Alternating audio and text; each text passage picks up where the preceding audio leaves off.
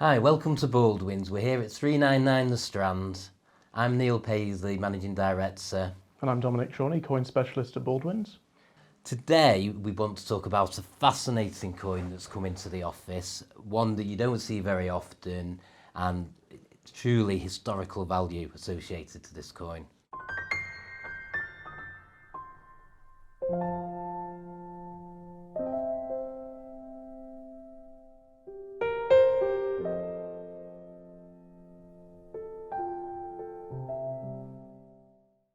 It dates to the period of the English Civil War in the 1600s, and it's what we call a siege piece.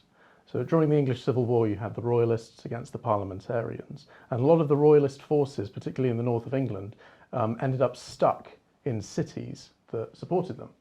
So you had Newark, Carlisle, Pontefract, Scarborough, and these sieges lasted months at a time. Many months. With Carlisle, it actually lasted from October until June the following year. So they did last a very long time. Yeah, and the soldiers defending these cities, they didn't work for free. So even though they supported the royalty, they still wanted payment. And of course, they were sealed off from the outside world. So King Charles I's coinage couldn't reach them for them to be paid. So the people in charge, the generals in the cities, often had to resort to issuing their own currency, which was known as obsidianal money, or siege money. And these were often struck out of melted down church plate, or they basically go around to everybody's houses and seize as much precious metal as they could. And yes, it was the citizens that had to provide the silver for all these soldiers. Yeah, so the silver would be chopped up into roughly shaped pieces. Actually, the coins from Carlisle, like this one, were relatively round, but the coins from Newark, they were diamond shaped.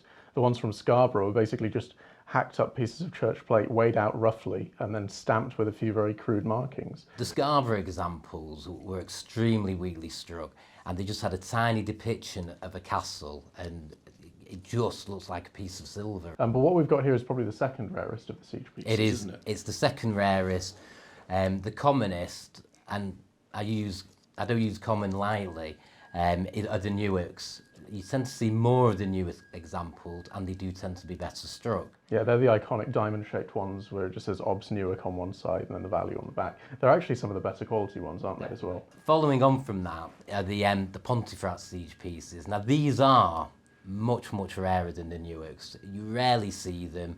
They only did two denominations, the 3 shilling and the 1 shilling. The one we have here is the 1 shilling. Yeah, they're octagonal. And do you remember once we went up to, where was it, Cambridge, to pick up an octagonal Pontefract siege piece, which was incredibly rare, that had a pistol for a mint mark. That's right. Not only that, he had a whole run of siege pieces covering Newark, Pontefract, but the pistol one, excessively rare, and I think it did a record price at the time. It did. I don't remember. Was it 28,000 or something like that? At least. Anyway, so after that, then you get the coins from Carlisle. So the ones from Newark are diamond shaped. The ones from Pontefract are octagonal, usually. And then the ones from Carlisle are round. So they're probably the most coiny shaped ones. That's really crude way of putting it, but they are relatively crude coins. And we can see on this one here that Neil, where did this come from? This one came in as part of a collection. It came in over the counter and was unexpected, really. It just shows how exciting our jobs can be, really. You know, a normal day at the office, next thing a collection comes in, and lo and behold, a siege piece. Well, that's the thing. These siege pieces were interesting for people at the time. Even though we're talking about the sort of early modern period, they were still unique in British history, and people did keep them.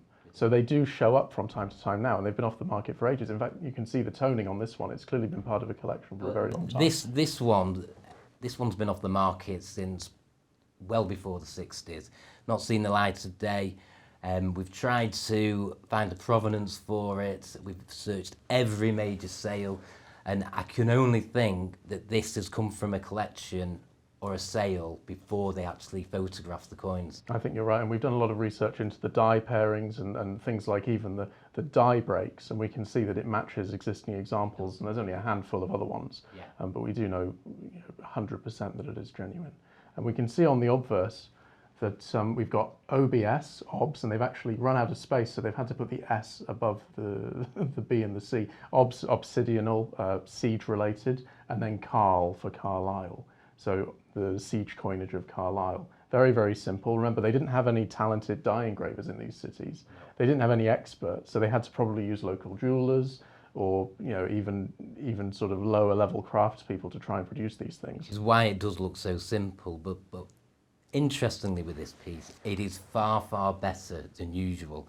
Yes, you have a weakness corresponding on both sides, but that was just the way it was struck. But the actual detail in the letters, although there's not many letters, is particularly strong.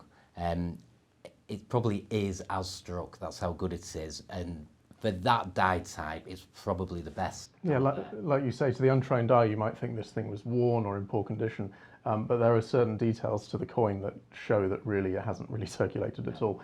If we flip it over, we can see the crown and CR for Carlos Rex, or Charles I, King.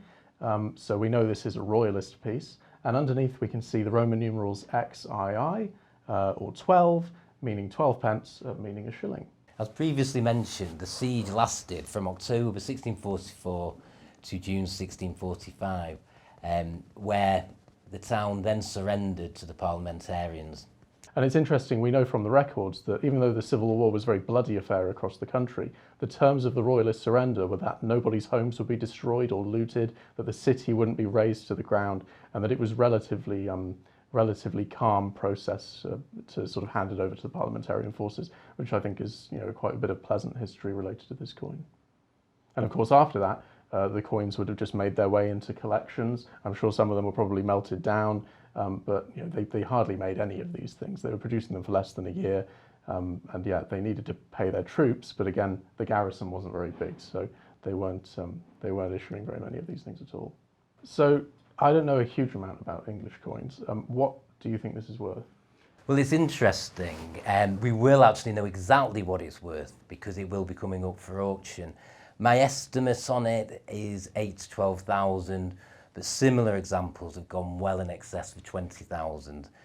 It will be up for sale on the 8th of November.